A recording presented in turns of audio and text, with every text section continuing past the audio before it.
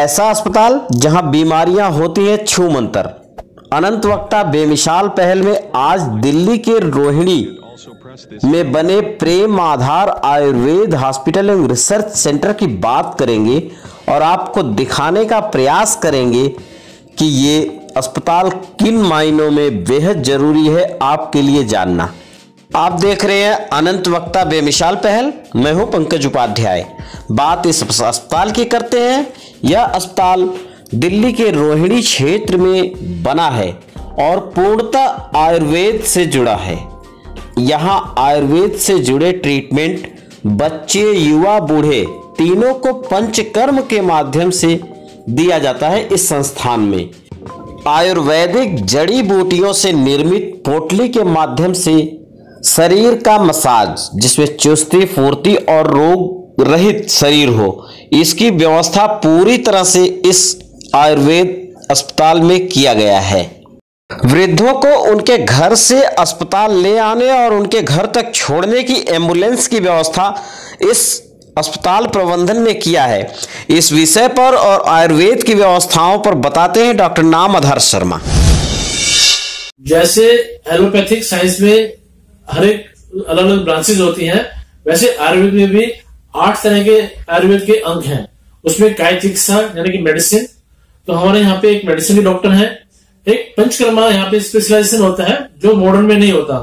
उसमें क्या है कि हम जड़ी बूटियों के तेल से मालिश करते हैं, सिकाई करते हैं और उसके एक अलग से स्पेशलिस्ट होती है। उसमें अलग से हमारे एमडी डॉक्टर हैं।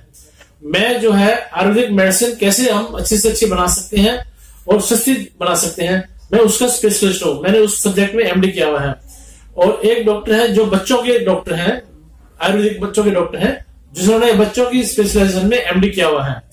इस तरह से हम 4 डॉक्टर हैं यहाँ पे। आयुर्वेद के इस अस्पताल में दवाइयां खुद डॉक्टर नाम आधार बनाते हैं, क्योंकि इन दवाइयों को बनाने की प्रेरणा इन्हें अपने परिवार से मिली। इनके दादा चाहते थे कि आयुर्वेद की अच्छी जानकारी के साथ ये वैद्य बने। इन्होंने गुजरात से पढ़ाई किया है और इस हुनर का उपयोग अब सामान्य जनमानस के लिए बखूबी करते आ रहे हैं डॉक्टर नाम आधार। डॉक्टर नाम आधार बताते हैं कि आयुर्वेद में किस तरीके से रोगों का इलाज संभव है और किस तरीके से किया जाए। आयुर्वेद में 2 तरह की चिकित्सा होती है, एक शमन चिकित्सा, एक शोधन चिकित्सा।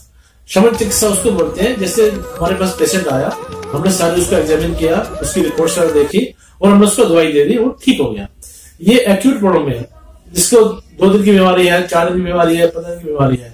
लेकिन क्या होता है कि कई बीमारी पुरानी हो जाती है एलोपैथिक दवाई खा खा के, या आदमी जो पेशेंट परहेज नहीं करता उससे वो क्रोनिक हो जाती है। जैसे अस्थमा है या ज्वाइंट पेन है या बैकेक है, उसके लिए पंचकर्म चिकित्सा या शोधन चिकित्सा बढ़ दिया जाता है। आने वाले वक्त में आपके इस संस्थान से प्रोडक्ट्स भी निकाले जाएंगे। देखिए, अभी भी हम जो मैंने जैसे पहले बताया है कि मैंने आयुर्वेदिक फार्मास्यूटिकल से एमडी किया हुआ है, तो हम अपनी दवाइयां खुद तैयार करते हैं। चूर्ण है, वटी है, गूगल है, रसवसी है, हम कोशिश करते हैं अपनी दवाइयां सब तैयार करके दें। इसमें क्या क्वालिटी कंट्रोल होता है। एक छोटा सा एग्जांपल मैं आपको बताता हूँ।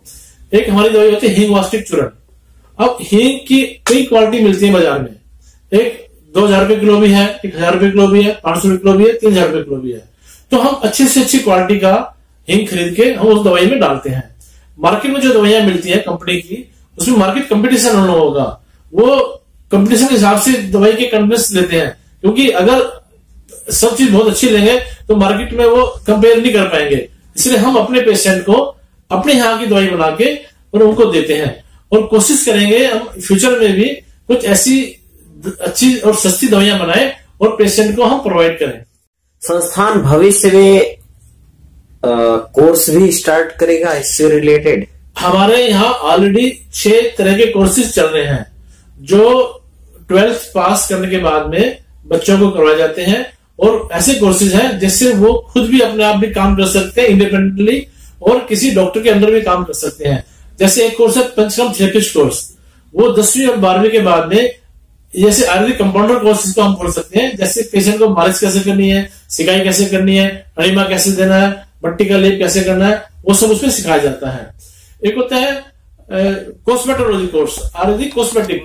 जितने भी आजकल एलोपैथिक कॉस्मेटिक्स हैं वो नुकसान कर जाते हैं, लेकिन हम हर्बल कॉस्मेटिक्स, जड़ी बूटियों से हम कैसे कॉस्मेटिक्स बनाएंगे और कैसे उसको इस्तेमाल करेंगे, एक इसका कोर्स किया जाता है।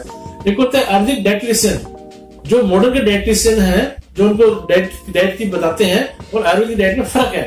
वो कैलोरी वैल्यू को देख के काउंट करते हैं, हम आयुर्वेद उसकी डाइट की प्रकृति, गर्म तासीर है, ठंडी तासीर है, वैसे काउंट करते हैं।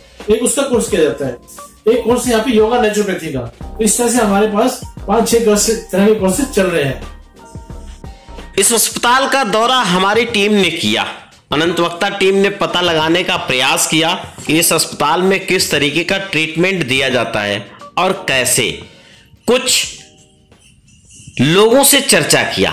अस्पताल में भर्ती होशियारी देवी, जो कि पूर्व शिक्षक हैं, बताती हैं। घर में भी ज्यादातर आयुर्वेद का ही वो करते हैं। बहुत अच्छा। तो और यहाँ का कोई फॉलो करते हैं। अच्छा, यहाँ की आयुर्वेद से जुड़ी व्यवस्थाएं भी बेहतर मिलती हैं। बहुत अच्छी, बहुत बढ़िया, बहुत अच्छा, दी बेस्ट। साफ सफाई हम घर में भी बताते हैं बच्चों को, बड़े साफ सुथरे रूम है, हर चीज की व्यवस्था बहुत अच्छी कर रखी है। हमें किसी तरह की मतलब किसी भी टाइम में, खाने के टाइम में फ्रूट है, खाना है, लंच है, डिनर है, हर्बल टी है, दूध है, किसी किस्म की कोई प्रॉब्लम नहीं। अपने आप टाइम पे हर चीज आ जाती है। जी, बहुत अच्छा।